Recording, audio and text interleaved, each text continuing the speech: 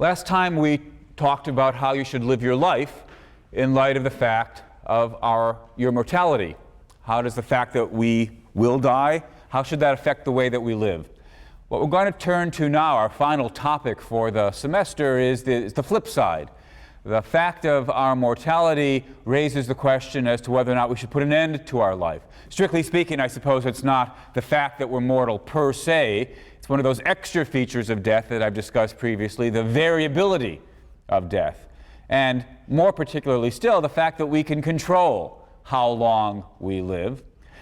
We face the possibility of ending our life earlier than it would end otherwise.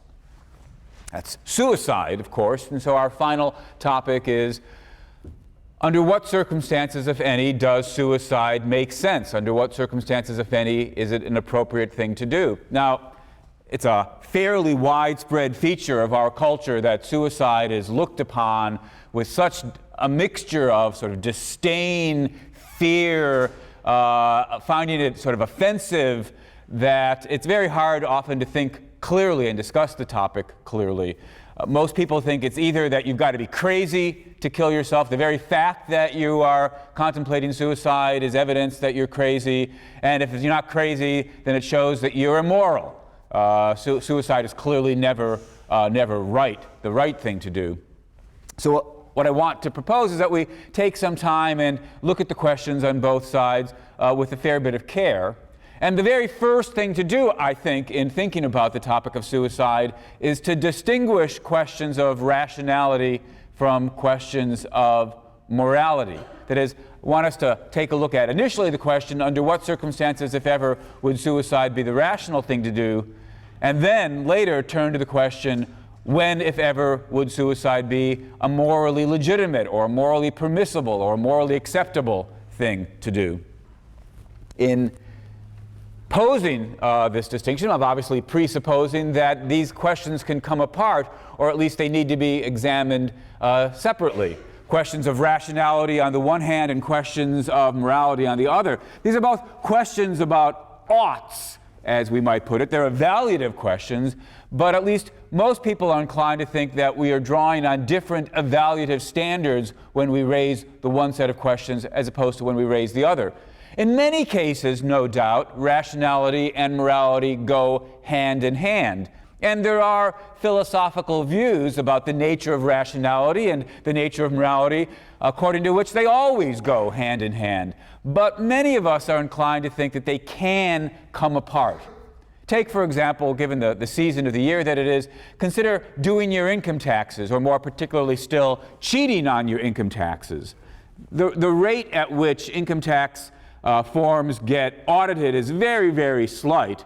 And the fines tend to not be especially egregious, even if you do get caught, so that from a rational point of view, many of us might think it might well be a rational decision to cheat. Not likely to get caught. Even if you do get caught, how bad's the fine anyway? But even if we were to agree that it was rational to cheat, most of us would then immediately want to follow that remark up by pointing out that doesn't at all mean that it's morally acceptable to cheat on your income tax. There's a case perhaps where you're morally required to do something that you're not rationally required to do. Or take a choice from the other point of view. There you are trying to decide between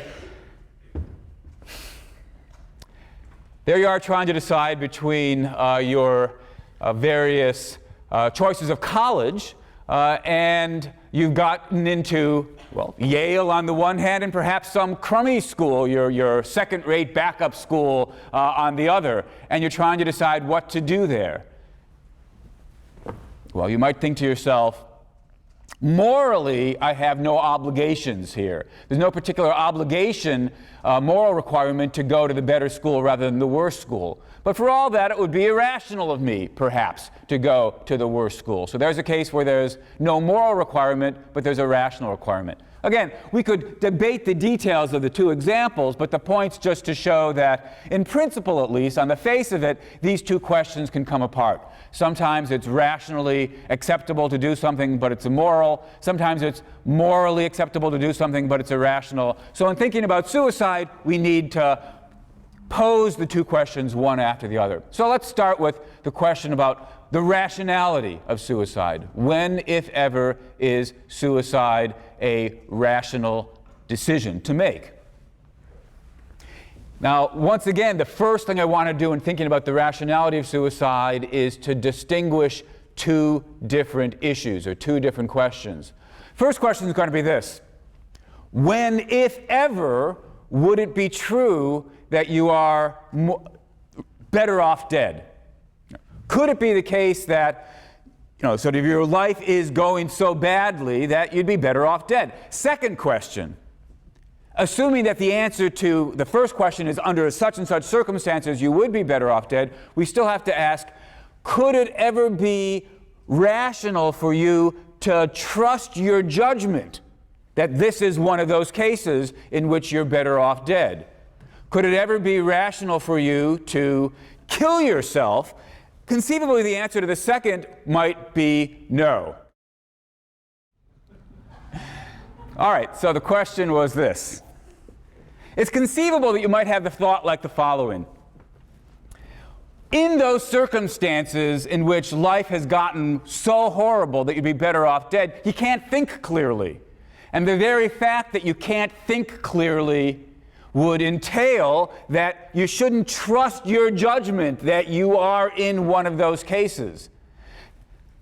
Whether that's a good argument or not is something we'll have to turn to later, but it's because of the possibility of that argument that I wanted to distinguish the initial question, could it be true that you're better off dead, from the secondary question, even if it could be true that you're better off dead, could it ever be a reasonable or rational decision for you to believe that you're in one of those situations?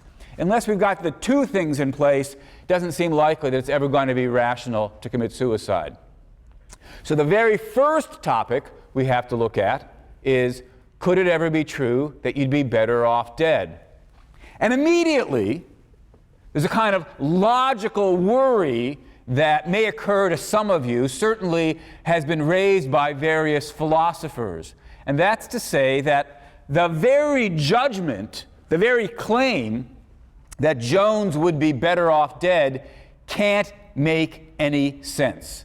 On the assumption that, look, in order to make comparisons, better off, worse off, here he is in such and such a situation, he'd be better off in that other situation, you've got to be able to talk about, on the one hand, what condition or state the person is before, and what condition or state the person would be in afterwards if they were to make that choice. Call this the two-state requirement. Normally, when we make judgments about whether something would leave you better off or worse off, we satisfy the two-state requirement. You're trying to decide whether or not to lose some weight. And you think, well, here's how well off I am now being overweight. Here's how well off I would be later if I were to lose that weight. I can compare the two states, say the second state's better than the first state. That's what makes it true that I'd be better off. Trying to decide whether or not to marry the person or break up with the person or pick this career or change careers. You've got the state you're in and you compare it to the state you would be in. You compare the two states, that's what allows us to say, yeah, I'd be better off, or no, I'd be worse off. But when we're talking about cases of suicide, cases where, well, here I am now, the before state requirement's in place, but if we contrast that with the after state requirement, well, that part's not met, right? When you, on the assumption that death is the end, that you won't exist, non-existence isn't a state that you will be in. It's not a condition of you, because states and conditions presuppose existence. We can talk about, are you happy, are you sad, are you bored, are you excited? All those things presuppose your existence. Even are you sleeping is a state or condition you can be in because you exist. But if I kill myself, I won't exist. There is no second state to compare. So how could we possibly say, the objection goes, how could we possibly say that I'd be better off dead? That seems to presuppose that there's a second state that we can compare to my actual state. Since there isn't one, the judgment, I'd be better off dead, can't even get off the ground. It's got a logical mistake built right into it. Well, that's the objection. And as I say, there are a number of philosophers who are drawn to it. Maybe some of you are drawn to it as well. It seems to me that it's mistaken. Consider what we wanted to say when we talked about the deprivation account, the central account of what's bad about death. For most of us, dying would be bad because it would deprive us of the good things in life that we would get if only we didn't die. That seemed like a natural thing to say. Seemed like an appropriate thing to say. Of course, we might ask, if we believe in the two-state requirement, how could we have said that? After all, given the two-state requirement, to say that death is bad for me, I'd be better off staying alive. If we believe in the two-state requirement, we've got to say, oh, so had I died, I would have been in some state that I could compare to my current state and say that it's worse. But of course, death isn't a state. So the two-state requirement's not met. Well, we might say this should give us some pause. If the two-state requirement, it would be one thing if all that the two-state requirement said was, we can't ever say you'd be better off dead.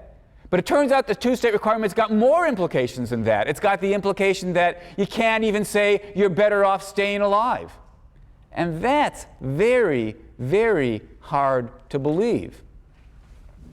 Imagine that you've got some happy person, some incredibly happy person, with a wonderful life filled with whatever goods you think are worth having in life. Love and accomplishment and knowledge and whatever it is. He's walking across the street, and he's about to get hit by a truck. And so, at some risk to yourself, you leap into the way, pushing him out of the way, saving his life. And happily, you don't get hurt either.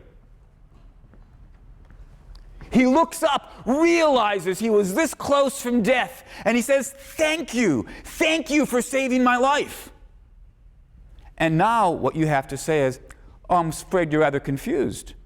Because to say thank you for my saving your life is to presuppose I've benefited you in some way. To presuppose I've benefited you in some way is to assume that it's a good thing that your life has continued. But you see, given the two-state requirement, we can't say it's a good thing that your life continued, because the two-state requirement says we can only make that kind of remark when there's a before state and an after state, and the after state would have been non-existence. So you see, you're really rather philosophically confused in thinking that I've done you some sort of favor by saving your life. I can't take that argument seriously.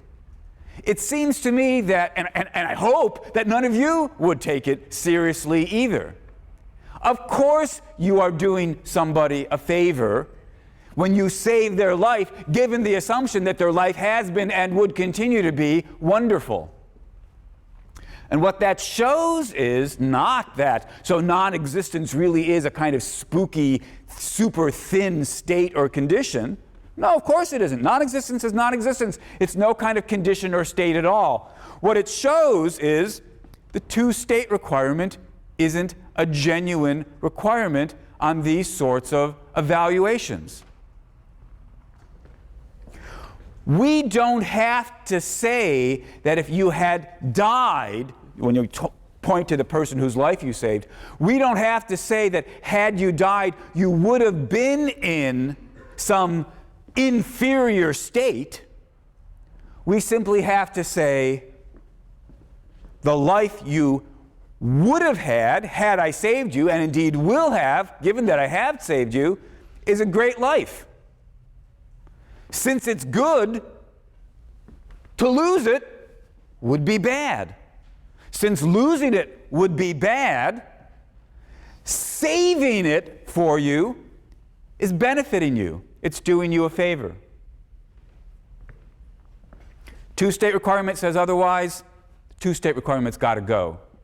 But having gotten rid of it, we can say the same thing in principle on the other side. Imagine there was somebody whose life was horrible, full of pain and suffering and misery. Now, whether there could be such a person, again, that's a question we'll turn to in a second. But if there were such a person, then we can say, for their life to continue isn't good for them, it's bad for them. Their life is full of misery and suffering and frustration and disappointment, and the more and more of that, the worse and worse the life is. To lead a life of 100 years where every moment is torture and pain is worse than a life of 30 years where every moment is torture and pain.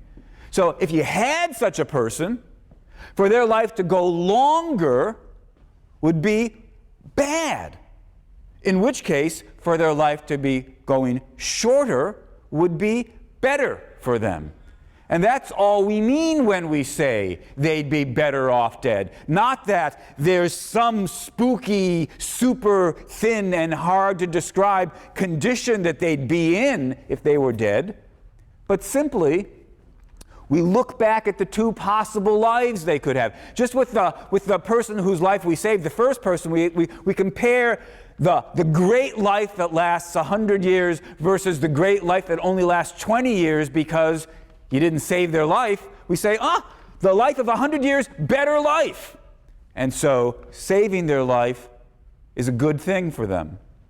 Similarly, we compare the lives of misery, the long life versus the short life of misery, and we say, the long life of misery is a worse life to have than the short life of misery. And that being the case, we simply can say you'd be better off dead. Not that you'd be in some condition that's a good one, it's simply you'd avoid this condition, which is a bad one. And if the two-state requirement says otherwise, so much the worse for the two-state requirement. All right, so this was by way of the logical worry that we can't even get off the ground in talking about the possibility that you'd be better off dead. I think if we believed in the two-state requirement, maybe we'd have to say that. But the cost of accepting the two-state requirement is so implausible. You know, the person's dying of a heart attack and you perform CPR, right? Instead of saying thank you, they say, I'm really no better off than I would have been if I died, even though I'm having a wonderful life.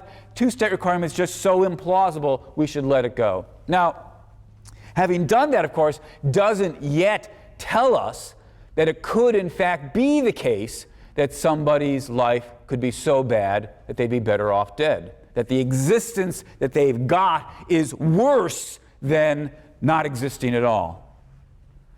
All we've done so far is open the door to the possibility of saying that coherently.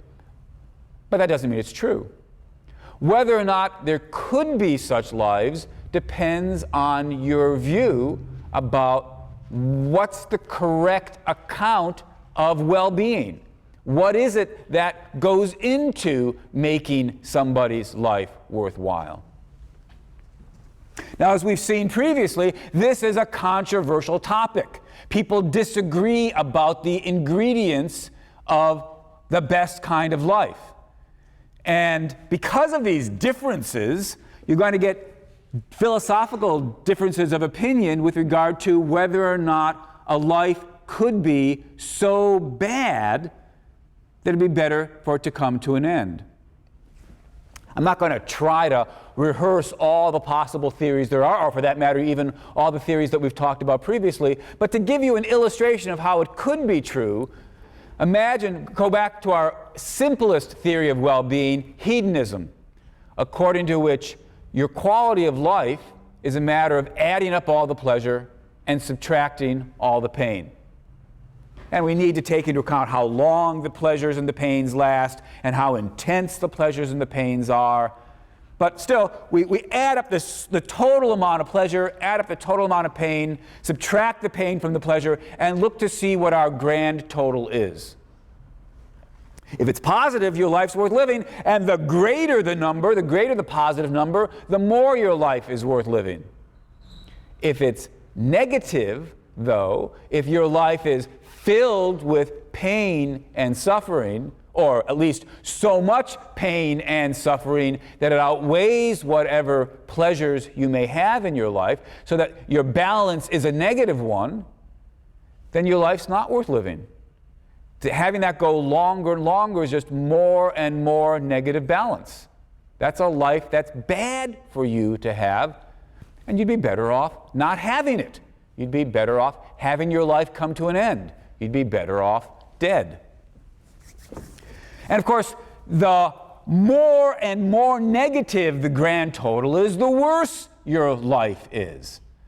And so the more it's true that you'd be better off dead. Well, that's what hedonism says. If we're not hedonists, and of course previously I've argued that we shouldn't be hedonists, then we need a more complicated theory of the good. We need to throw in other things, perhaps certain external goods. It's not just a matter of getting the insides right, the pleasure and the pain and the other mental states. There are various facts about your objective hookup with the rest of the world. Are you really climbing Mount Everest? Are you really accomplishing things? Do people really love you? And so forth and so on. Whatever your list is of those other objective goods, well, you'll probably also want to have a list of other objective bads besides pain. But still, the same basic idea is going to be in place. We're going to want to somehow add up all of the various objective goods, add up all the various objective bads, and see where the balance lies. Do the goods outweigh the bad? If the goods outweigh the bad, that's great. Your life's worth living. But if the bads outweigh the good, then your life is not worth living or not worth continuing.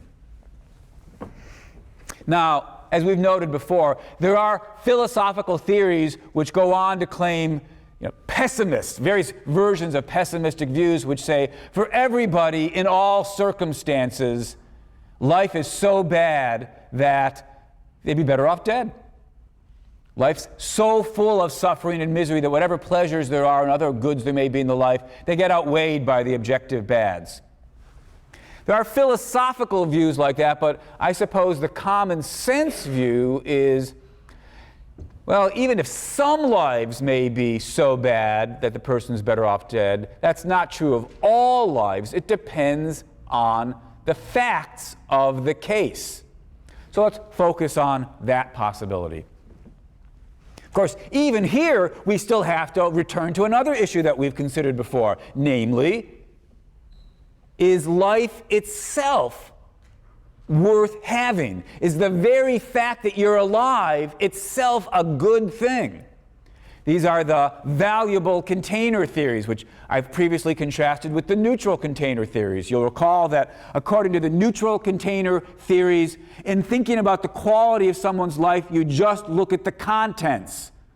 Life itself is only a container, good or bad, depending on what it's filled up with. But opposed to the neutral container theories, we had valuable container theories which say the very fact that you're alive adds some positive value above and beyond whatever's going on in your life. Now, even the valuable container theories came in different versions. There were more modest versions where in principle the positive value of being alive could be outweighed if the contents got bad enough. And we contrast that with fantastic container theories, according to which being alive is so valuable that it doesn't matter how bad the contents get, the grand total is always a positive one. Now look, if you accept a fantastic container theory, then pretty clearly it's never true that somebody could be better off dead. Because no matter how bad the contents get, the fact that they're alive per se is so valuable, it outweighs that subtotal, giving us a positive grand total. So pretty clearly, from the perspective of fantastic container theories, suicide will never be rational, because it's never true that you're better off dead, because it's never true that your life overall, taking everything that's relevant into consideration, gives us a negative. Yeah, question? With the fantastic value container theory, what's so fantastic about life itself? Like, is it it's intrinsically good of itself? Question was, on the fantastic container theories, what's so incredible about life itself? Are we saying it's intrinsically valuable? And yes, the answer is precisely, right? The fans of the valuable container theories are saying being alive itself is valuable. You may recall that I previously said, although people talk that way, they probably don't actually mean it, right? If you told them, okay, you could be alive as a blade of grass, they wouldn't say, oh, wouldn't that be wonderful? That's worth having. Most fans of the claim that being alive per se is valuable don't really mean life per se. They mean something more like life as a person. Being the kind of entity who can think and plan. Even if your plans go wrong, at least you were a person able to experience things, know things, and so forth. Of course, if that's the reason for accepting the fantastic container theory, then we might wonder, what should we say about those cases where the P functioning has decayed and the person is no longer able to continue as a person, but perhaps can still feel pain? In that case, perhaps life could cease to be worth living, though whether or not we should describe it in that way also depends on these complicated issues that we've discussed previously about would that still be you? Would you still exist? Would you still be alive under those circumstances? So the basic idea behind valuable container theories is that life, or the life of a person or something like that, has intrinsic value above and beyond the question of what's going on within your life. If we accept the fantastic container theory, maybe nobody's life is ever so bad, grand total, because so that suicide would be the rational thing to do, because the value of life per se is so incredible that it outweighs the contents. It has to outweigh the contents. That's a philosophical view at the opposite end of the pessimists. The pessimists said, as a matter of philosophical reflection, we can see that everybody's life is worse than nothing. The fantastic container fans are saying, as a matter of philosophical reflection, we can see that everybody's life is better than nothing. Most of us, I imagine, find ourselves somewhere in between. Either we believe in the neutral container theory and think it's a contingent matter whether the contents are sufficiently good or bad, or we may accept the modest version of the valuable container theory. On that theory, of course, life has some intrinsic value, but it's got a finite intrinsic value, and in principle, even that could be outweighed if the contents get bad enough. And so again, it will be an empirical question. We have to take a look and see in which cases do the contents get bad enough. Now, I guess I'm one of these people in the middle. I'm inclined to think it's not true that everybody's life is worse than nothing, nor is it true that everybody's life is better than nothing. It varies from person to person, and indeed, not just since we're thinking about suicide, we're not talking about their life as a whole, but really, what does life promise from here on out? Sad to say, it seems to me there are cases, and probably most of us are familiar with cases, where the correct description, given your favored theory of well-being, is going to be that for this person, here on out, what life has to offer is sufficiently bad so that the contents are sufficiently negative as to outweigh whatever value life itself might have. We could imagine somebody in the terminal stages of some illness where their cancer perhaps is causing them a great deal of pain.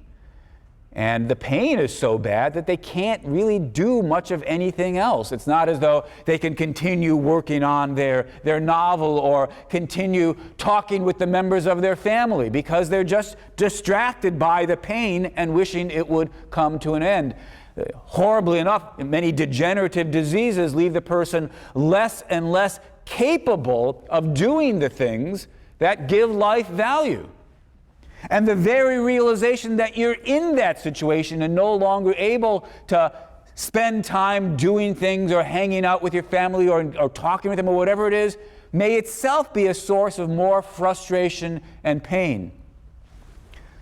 There are medical conditions where, horribly enough, infants get born where they're just in continual pain and they never develop cognitively, their brain doesn't develop, and then they die. And you look at these lives and you say, these are lives, I want to say, these are lives that were not worth having. These children would have been better off never having been born at all. Certainly not any kind of favor for them to continue their lives. Well, let's focus on some case like the terminal patient. Person's got a disease. At least that would be a nice, easy example, not easy to live through, but easy philosophically, easy example to think about some terminally ill patient whose disease is getting worse and worse, and so there are fewer and fewer of the good things in life that the future holds for them. Instead, what the future holds is more and more pain, suffering, incapacity, and frustration. When it gets bad enough, it seems to me, in some of those cases, the person can correctly say, or we at least can correctly say of them, they'd be better off dead. All right. Let me try to draw some examples. Again, we're bracketing the question, can the person think clearly about their case? That'll come later. Let's just try to talk about when would suicide make sense? When would it be sort of a rational thing to do to end your life? A couple of different cases. I'm going to draw graphs. We'll let the x-axis represent time. And the y-axis represents how good or bad your life is at that time. For those of us who are fans of the neutral container theory, the thing to say is this represents the overall goodness of your contents or the overall badness of your contents. The higher up, the better the contents. The lower down, the worse the contents. For those who are fans of the modest container theory, this represents the grand balance. So it's contents plus the extra bit you get from being alive. But of course, if you're a fan of the modest container theory, then even if the contents are negative, the grand balance might still be positive. But this represents the overall bottom line, whether you accept the neutral container theory or the modest container theory. So here's an example of what a life might look like. It's going along pretty well, and then things get worse, and things sort of deteriorate. And let's suppose this point represents when you would die of natural causes, natural death. So, towards the end, life's not as great as it was when you were young and vigorous and healthy and had all sorts of opportunities and accomplishments. But still, till the very end, it stays positive. Well, if that's what your lifeline would look like, pretty clearly, suicide doesn't ever make any sense. In particular, you wouldn't want to say, oh, look, here's the place where I should kill myself, because here's where things start to get worse. Yes, things are beginning to get worse, but they never get so bad that you're better off dead. So suicide wouldn't make any sense at all. For suicide to make sense, it's got to be the case that your life takes a turn for the worse. Not just any old turn for the worse, but a turn so much for the worse that for some chunk of your life is worse than non-existence, the zero line, the x-axis. All right, imagine that's what's happened. Here you are, you're healthy, you're vigorous, you're accomplishing things, but you've got some degenerative disease that's going to make things worse and worse. Here's the period in which it's getting worse. And then, after a while, your existence is going to be worse than nothing. Here we can at least broach the question in an intelligible way, might suicide make sense? Suppose this is the point where the downturn begins. Should you kill yourself at that stage? No. Because, after all, even though there's a downturn, things are getting worse, there's still going to be another period of life, another chunk of whatever it is, year, 5 years, 6 months, whatever it is, where although life isn't as good as it had been before, it's still better than nothing. Killing yourself at this earlier moment is, we might say, premature. It's throwing away a chunk of life that would still be worth having. It's not the right thing to do. It doesn't make sense rationally. Well, if not that moment, what about this moment? Here's the precise point at which your life is becoming worse than nothing. For some initial stretch of that, it won't be very much worse than nothing, but still, overall, it's a negative. Up to that moment, your life was worth living. From that moment on, your life is worse than nothing. If you've got complete control over when to kill yourself, well, that would be the time to do it. Suppose you don't have complete control. I mean, it's straightforward enough to say, if your life is going to become worse than nothing, and you have complete control over when you kill yourself, it seems pretty plausible to say the precise moment at which suicide would become rational would be exactly that moment at which your life became not worth having. But you might not have that kind of control. Suppose that what you've got is a degenerative disease that is going to progressively strip you of the ability to control your body. Still, your mind works for a much longer time. And so for a period of time, you're basically stuck in your hospital bed being fed by somebody else, but perhaps you're able to listen to your family, talk about things, have books read to you. Maybe you can engage in conversation even though you can't use your arms and so forth. Your life's still worth living, but the time's going to come when your life won't be worth living, and at that point, you'll no longer have the ability to kill yourself because you won't have control over your body. Raises the question, I'm sure you can all see at this point, the question of suicide also turns into or comes up against the question about euthanasia, mercy killing. Under what circumstances is it ever rational to ask somebody else to kill you? Under what circumstances, if ever, is it morally legitimate to kill somebody else?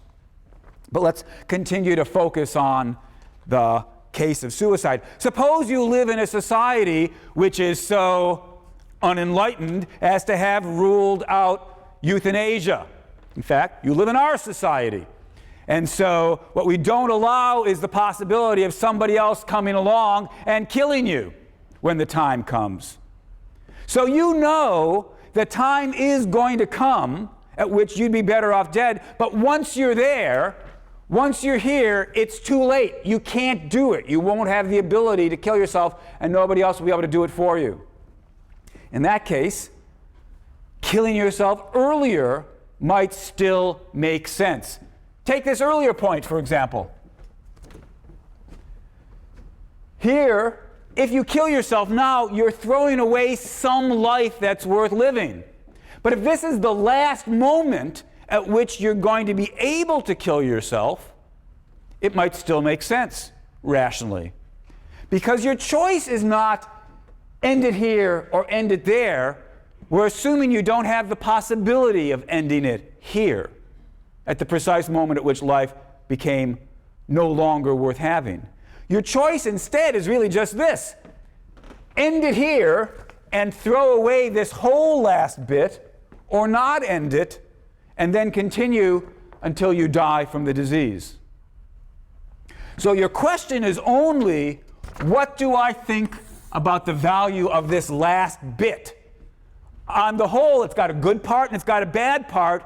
Is it better to have the good part and the bad part, or better to have none of it?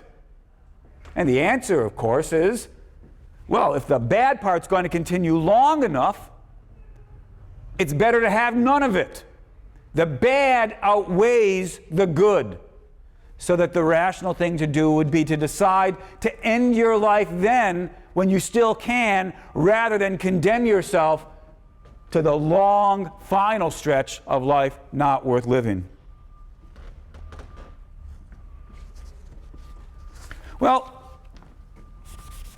what if the last time that you could actually control it was way back here? For whatever reason it is. Here you've got access to the means of killing yourself, and you won't have access later. Your life's still going to be great for a very long time. And then, inevitably, it'll be bad for a period of time. But at least if I've drawn it right, or if not, we can shorten this. Suppose death would come here.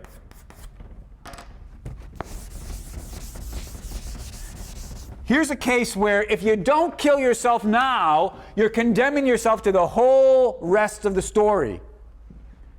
But you might say, all right, although admittedly the end of the story is going to be negative, the only way to avoid that negative last part is to throw away this very long, great initial part.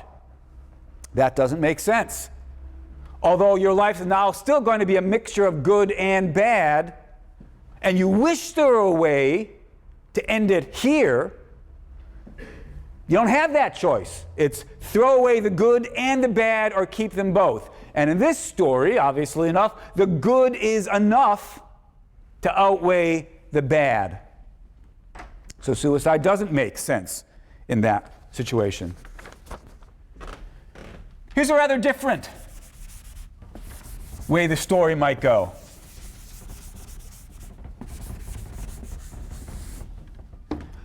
Suppose your life's going along really great, and it takes a turn for the worse, but then it's going to get better. Till it ends here through death by natural causes. Could suicide make sense here? Does it make sense to say, look, I'm going to kill myself in order to avoid the downturn? Or indeed, even if the recovery wasn't so long a recovery, could suicide make sense here? Because you're about to take this big dip down and be condemned to most of the rest of your life being significantly worse than it was before? No. Suicide doesn't make sense in this situation. Because even though what you're going to have during this period is a life worse than the life you had before, the life you've got here is still above the x-axis. It's still a life worth living. This point, I think, is probably crucial enough that it's worth taking a moment to reflect on. The fact that your life is less good than it had been, less good than indeed maybe all the lives around you are having, all the people around you are having lives that are better than yours, still doesn't mean that your life is so bad that you're better off dead. It's easy to lose sight of that, right? Here we are sliding down, and all we see is sort of the fact that we're moving down. It's natural to get caught up in the thought, I'm better off dead. But it's a mistake. You're not better off dead. This situation, I suppose, is probably, I always worry when I end this class talking about suicide, because what's the major cause of death among teenagers? Well, it's suicide. That's not really all that surprising because, teenagers are pretty healthy as people go. And so you're either going to get killed by an accident or you're going to get killed by doing it to yourself. The kind of mistake that I think leads most teenagers into killing themselves is something like this. They've broken up with their girlfriend. They've flunked out of school. They didn't get into medical school or law school or what have you. And they think to themselves, from here on out, my life's not worth living. And the answer is no. That's actually, as an objective matter, probably not the case. Even if your life would be less worth living than you had hoped it would be, it's still better than nothing. Of course, in the typical case, I suppose what it really looks like is this. Small dip, then continues wonderfully. But you lose sight of all the good stuff yet to come while you're in the middle of the dip.